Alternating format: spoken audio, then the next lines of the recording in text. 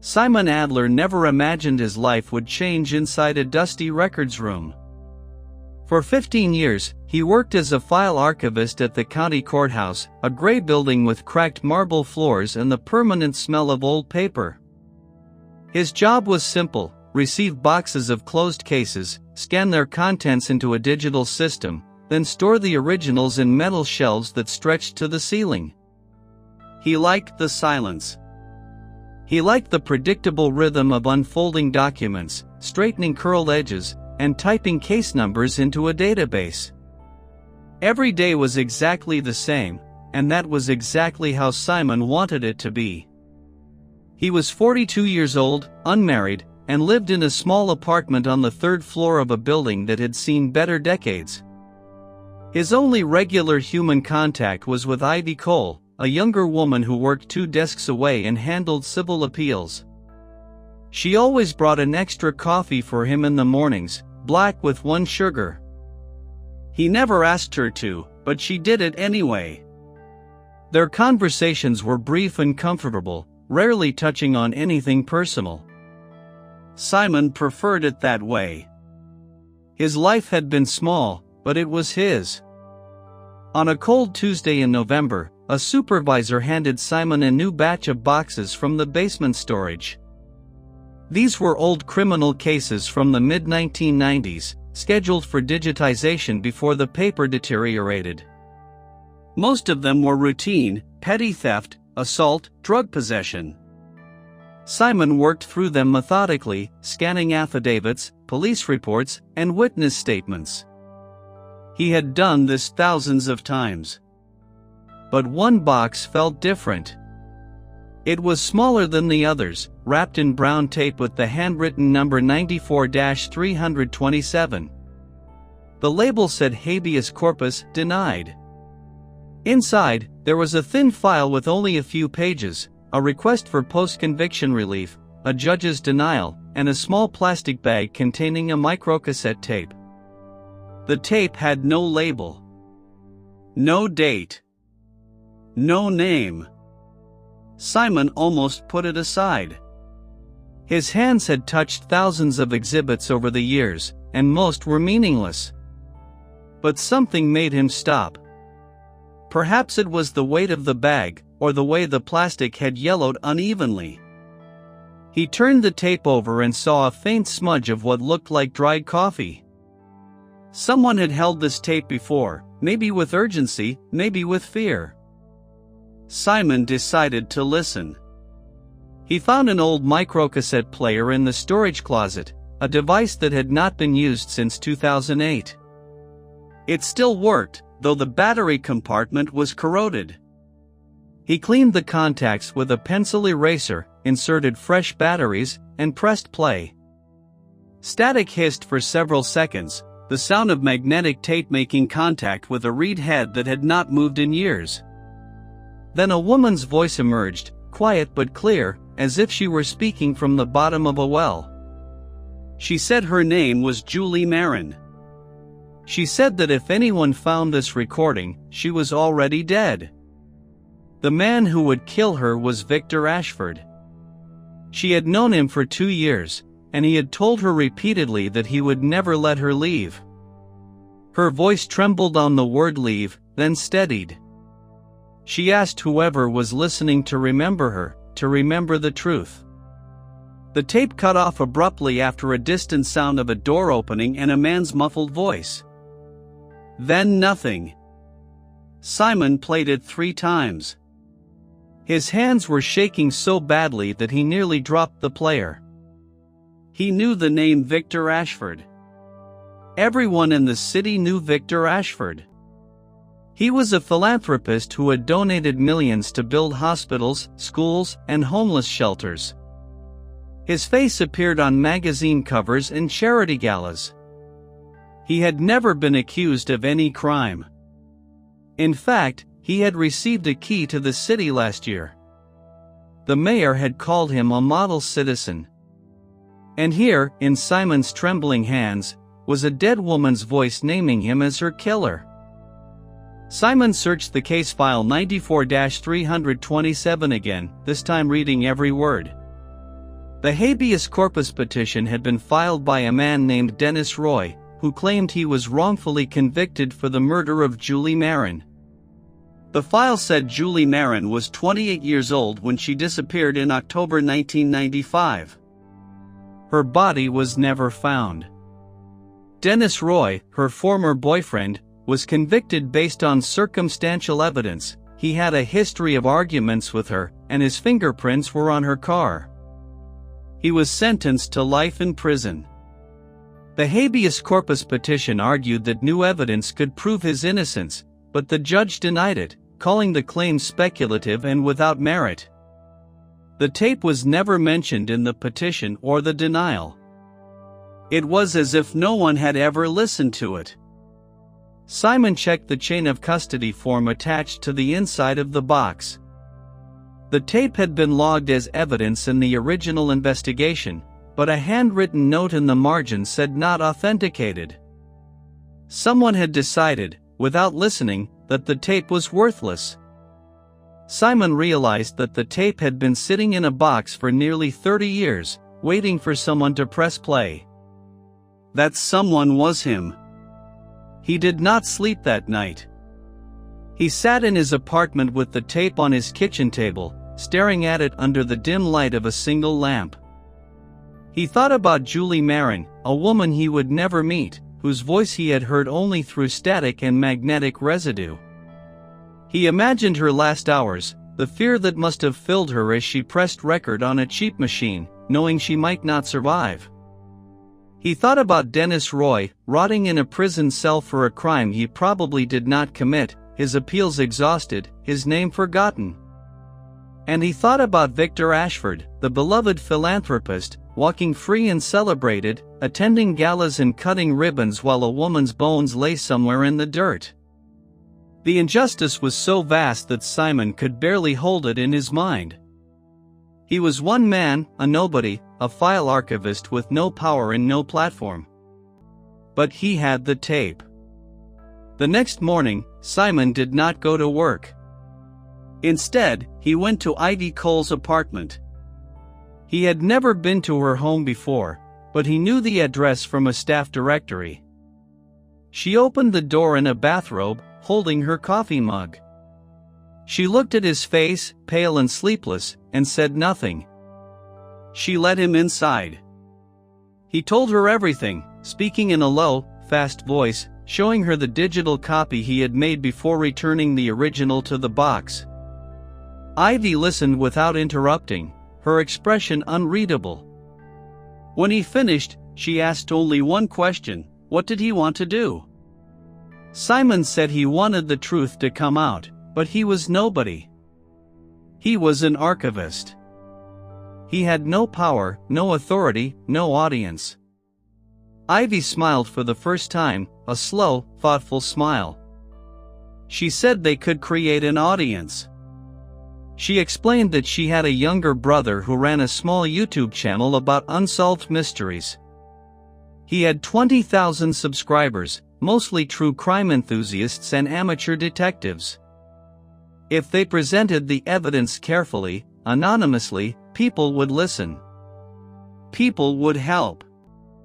Simon hesitated, his stomach turning. He knew that exposing Victor Ashford could destroy his own life. Ashford had lawyers, private investigators, connections in law enforcement and local government. But the tape was real. Julie Marin's voice was real. Simon looked at the digital recorder on Ivy's coffee table and nodded once. They spent the next week planning in secret, meeting after work in parks and parking garages. Simon did not take the tape from the courthouse. Instead, he made a high-quality digital copy using a portable recorder he bought from an electronics store with cash. He returned the original tape to the box and marked the box as digitized in the internal database. No one would look at it again for years, maybe decades. Ivy helped him write a script for the first video. They would create a channel called The Forgotten File. No faces, no real names. Just documents, audio, and a calm narration using a synthetic voice. Simon bought a cheap laptop from a pawn shop and used public Wi-Fi to set up the channel, paying for a virtual private network with a prepaid card. On a Sunday evening, they uploaded the first video. It was 10 minutes long, carefully edited to remove any identifying marks from the documents. It began with a simple title, Case 94-327, The Disappearance of Julie Marin. The synthetic voice explained the basic facts: a missing woman, a convicted boyfriend, a tape that was never heard. Then it played the first 15 seconds of Julie's voice, stopping before she said Victor Ashford's full name.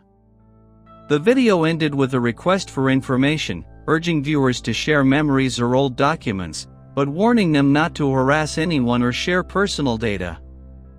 Within 48 hours, the video had 100,000 views. The comments section exploded with theories, memories, and links to old newspaper articles. Someone found a photograph of Julie Marin from 1994, smiling at a barbecue, wearing a yellow dress. Someone else found a property record showing that Victor Ashford owned a secluded cabin near the rural area where Julie's car was last seen. A retired secretary commented that she remembered typing a police report about the case and feeling that something was wrong. Simon and Ivy watched the numbers climb from different coffee shops, communicating by text. They had not expected it to spread so fast. But the speed also terrified them, because if the public could find those connections, so could Victor Ashford. And Ashford had far more resources than 2 courthouse employees with a laptop. The second video went live 6 days after the first. By then, the forgotten file had grown to 400,000 subscribers. Simon and Ivy worked in complete secrecy, never meeting at the same place twice. They communicated through encrypted messaging apps and met in parking lots, public parks, and once inside a public library during a heavy rainstorm. Every step was calculated. They used a text-to-speech engine for narration, altering the pitch and speed to make it unrecognizable from any standard voice. All documents shown on screen were carefully redacted of any courthouse stamps, barcode labels, or handwritten notes that could trace back to Simon's workplace. Simon knew that what they were doing was ethically gray at best. He had taken evidence from a closed case without authorization, and he had removed a digital copy of a tape that belonged to the state. But he also knew that Dennis Roy had been in prison for 28 years. And no one else was coming to help him. The justice system had failed, and now an archivist was the last resort. The second video focused directly on Victor Ashford. The synthetic voice laid out a detailed timeline. In 1994, Ashford was a 35-year-old real estate developer, not yet famous or wealthy on a national scale. He had met Julie Marin at a charity event where she worked as a catering manager. According to a personal journal entry that Julie's mother had given to police but was never entered into evidence, Julie wrote that Victor was charming but controlling. She wrote that he hated when she talked to other men, that he had a temper that could turn cold in an instant. She wrote that she was afraid to break up with him. Then, in October 1995, Julie vanished after telling a friend she was going to meet Victor at his cabin to end things. The police questioned Ashford once, but he had an alibi. He was at a business dinner with 12 witnesses. The case went cold until Dennis Roy's fingerprints were found on Julie's car, which had been abandoned near a highway ramp. The video ended with a single question, displayed on a black screen for several seconds. Was Victor Ashford's alibi truly solid? The commenters went to work immediately, like a swarm of digital detectives. Within hours, someone found a receipt from the restaurant where the business dinner supposedly occurred. The receipt showed that the kitchen had closed early that night due to a grease fire at 7:30 in the evening. Ashford had claimed the dinner lasted until 10 o'clock. There were no security cameras in 1995, but there were credit card timestamps for the other guests. 3 of the 12 witnesses had died in the intervening years. The remaining 9 were all long-term employees of Ashford's company. They still worked for him now. They had never spoken publicly about that night. Simon felt the ground shift beneath him. He was no longer an archivist. He was a target, and he did not yet know how exposed he was. On the morning after the second video went live, he tried to buy coffee at his usual corner shop. His card was declined. He tried another card. Declined. He tried to withdraw cash from an ATM, and the screen displayed a message saying his account number was invalid. He called his bank's customer service line, and the automated voice told him that no account existed for the social security number he entered. He went to the bank in person, and a teller looked at his identification for a long time, then called a manager. The manager was polite but firm. She explained that all accounts associated with Simon Adler had been closed 3 days ago due to a fraud alert. Simon had never received any alert. He had no phone call, no email, no letter. The manager offered no further explanation and asked him to leave. Simon stood in the middle of the bank lobby, holding his expired identification, feeling invisible. He walked home in a daze. When he reached his apartment building, his key did not turn in the lock. He tried 3 times. A neighbor passed by and did not greet him. The building super came down after Simon rang the buzzer repeatedly and said, with genuine confusion, that no one named Simon Adler had ever lived in Unit 3B. The apartment, he explained, had been empty for 6 months. The super offered to call the police if Simon did not leave. Simon left. He sat on the front steps of the building, shaking, his head in his hands. He called Ivy from a payphone on the corner, feeding coins into the slot. She arrived 20 minutes later, her face pale. She had not been erased. Not yet.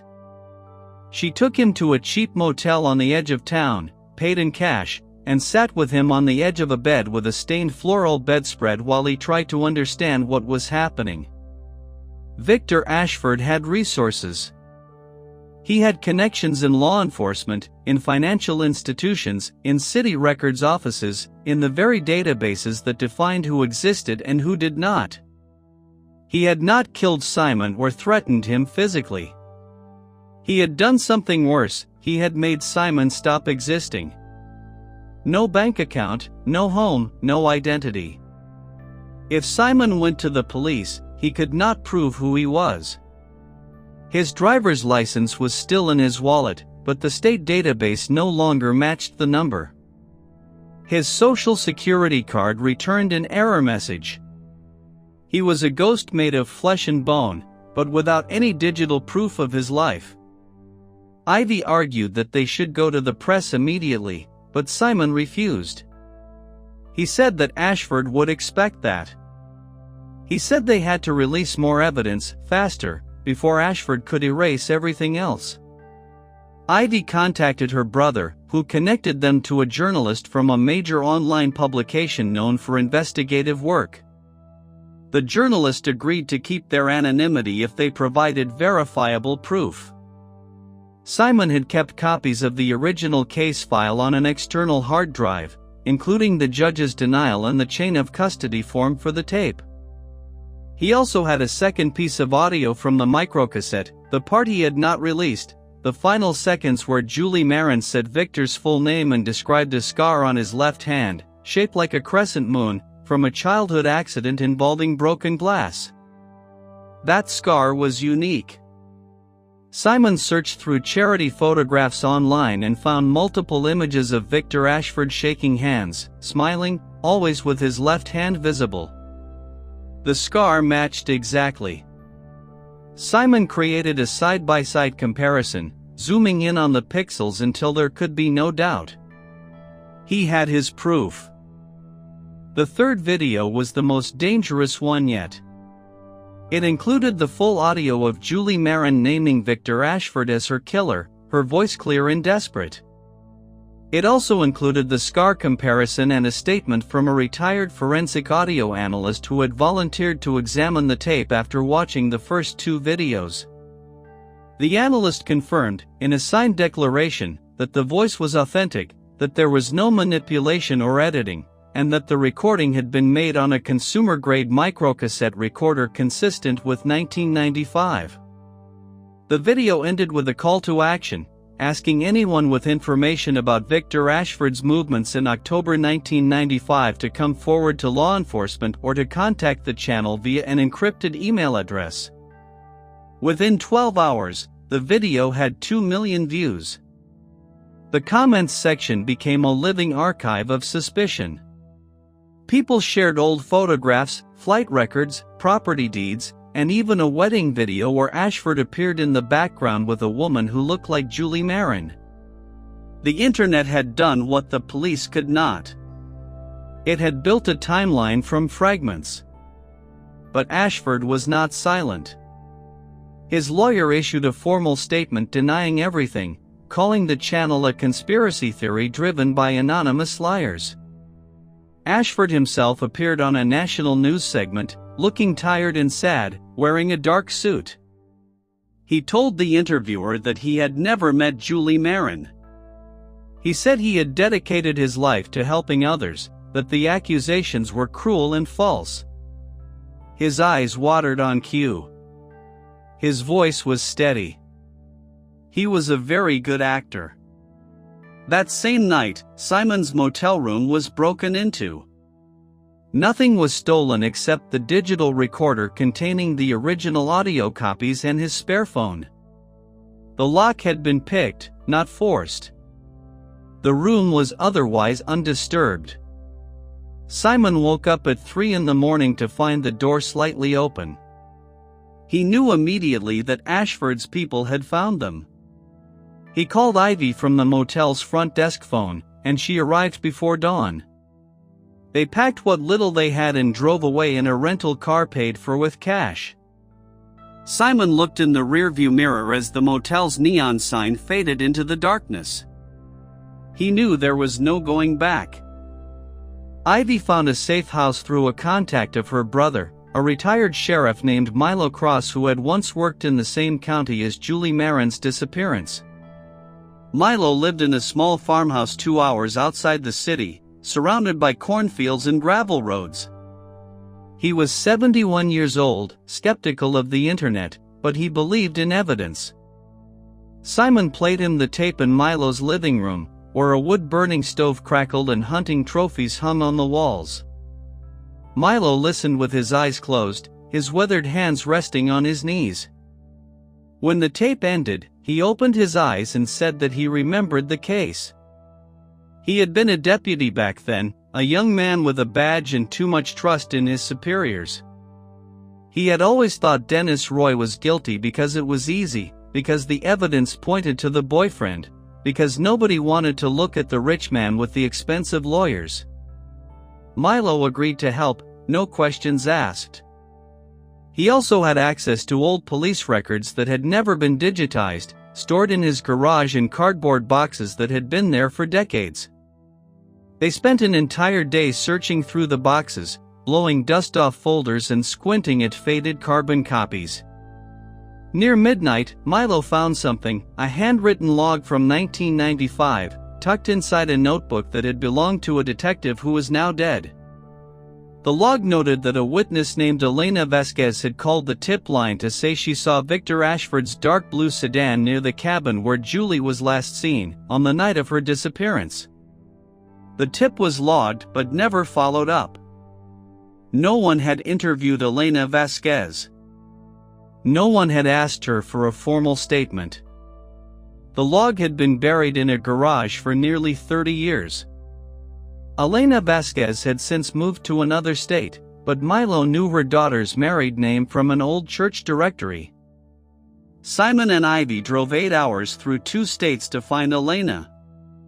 She was 78 years old, living in a modest retirement community in a small town with a single traffic light. She agreed to talk after Simon showed her the tape. She remembered everything, she said, because guilt had kept her awake for years.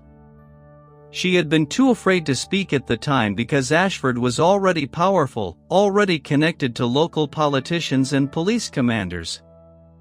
She had watched the news, seen his face at charity events, and told herself that no one would believe a cleaning woman over a wealthy developer. But now, with nothing left to lose and her children grown, she agreed to make a sworn statement. Simon recorded her testimony on video, sitting across from her at a folding table in the retirement community's common room.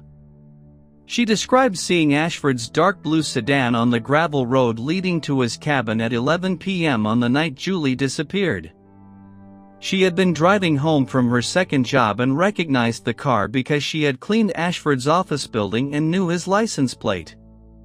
She saw him carrying a large duffel bag from the trunk, struggling with its weight. She did not see Julie. But she remembered the plate number, 3 digits and 3 letters that she recited without hesitation, as if she had been repeating them to herself for 3 decades. Milo cross-checked the plate against old DMV records that he still had access to through a former colleague. It matched a dark blue sedan registered to a shell company owned by Ashford. The car had been sold for scrap in 2001, but the paper trail remained. Simon now had 3 pieces of irrefutable evidence: Julie Marin's audio recording, Elena Vasquez's sworn testimony, and the scar match that connected Ashford directly to the victim. He also had the original case file with the judge's denial, proving that the tape was never entered into evidence and that Dennis Roy had been convicted without a fair hearing. He knew that if he presented these to a federal prosecutor, they would have to reopen the case. But he also knew that he had no legal identity. He could not walk into a courthouse. He could not file a motion. He was still a ghost, erased by Ashford's invisible hand. The solution came from Ivy during a long night of brainstorming at Milo's farmhouse. She suggested that they release one final video, not as anonymous creators, but as themselves. They would reveal their identities, show their faces, and present all the evidence live. Then they would walk to the nearest police station and demand to speak to a federal agent. The publicity would make it impossible for Ashford to erase them again. The world would be watching. Simon was terrified. He had spent his entire life avoiding attention, hiding in archives and silence. But he thought about Julie Marin's voice on that tape, pleading for someone to remember. He thought about Dennis Roy, who had spent almost 3 decades in prison for a crime he did not commit, who had probably given up hope years ago. He thought about Elena Vasquez, who had carried her guilt alone for 30 years. And he thought about Victor Ashford, smiling on magazine covers while a woman's remains lay somewhere in the woods, undiscovered, unmarked, unremembered. Simon agreed. He would not hide anymore. The final video was titled The Proof. It was 45 minutes long, streamed live from Milo Cross's farmhouse. Simon and Ivy sat side by side at a wooden table, a plain white wall behind them. Simon introduced himself as a former courthouse archivist who had found the tape in a forgotten box. Ivy introduced herself as a legal researcher who had helped him investigate. They played the full audio of Julie Marin.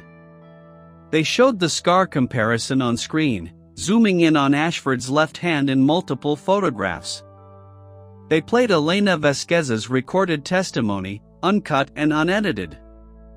Then they showed the original case file, page by page, with timestamps and chain of custody forms. The live chat scrolled so fast that individual comments were impossible to read. At its peak, over 800,000 people were watching from around the world. Simon looked directly into the camera lens, his face pale but steady. He explained that Victor Ashford had erased his identity, his bank account, his home. He explained that he no longer existed in any government database. But he said that Ashford could not erase the evidence, and he could not erase the hundreds of thousands of people watching. Then he stood up, picked up a hard drive containing all the files, and announced that they were driving to the nearest federal building. He invited anyone watching to share the stream, to record it, to save it, so that even if something happened to him, the truth would survive. They ended the stream and drove to the federal building 40 miles away. Milo Cross drove, his old pickup truck rattling on the highway.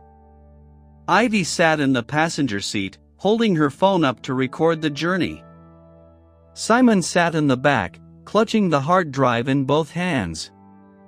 They arrived at 9:30 in the morning. A crowd was already gathering, people who had seen the stream and driven from nearby towns.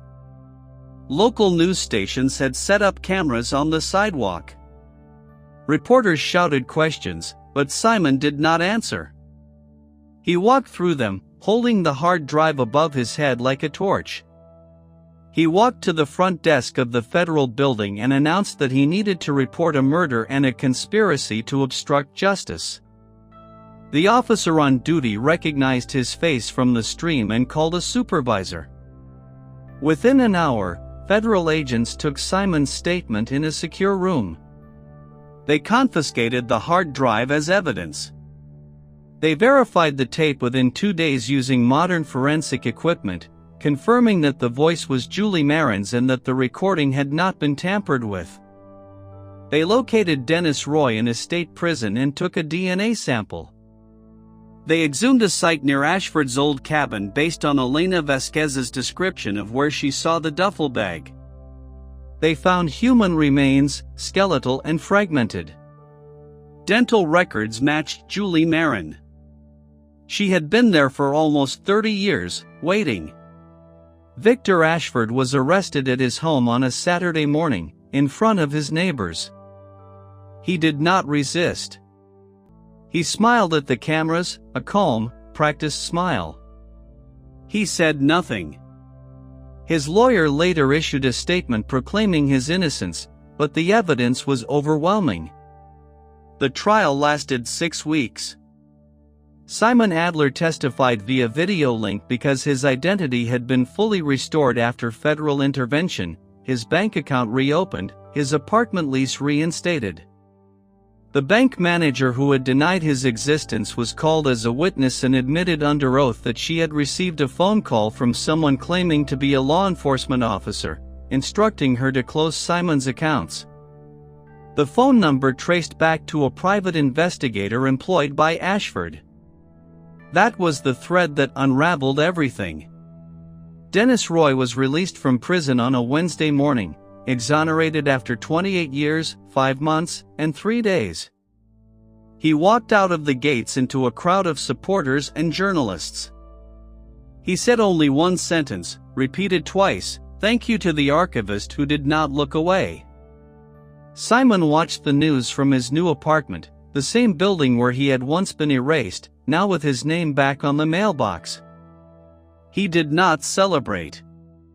He simply sat in his kitchen, drinking coffee, black with 1 sugar, delivered that morning by Ivy Cole.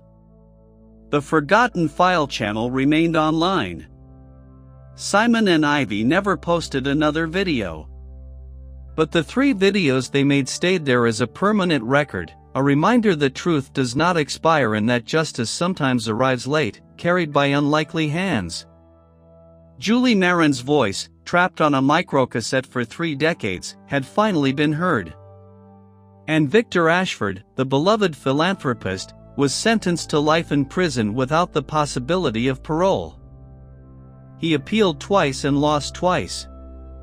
The case of 94-327 was closed at last, not by the system that had failed it, but by a quiet archivist who refused to press stop.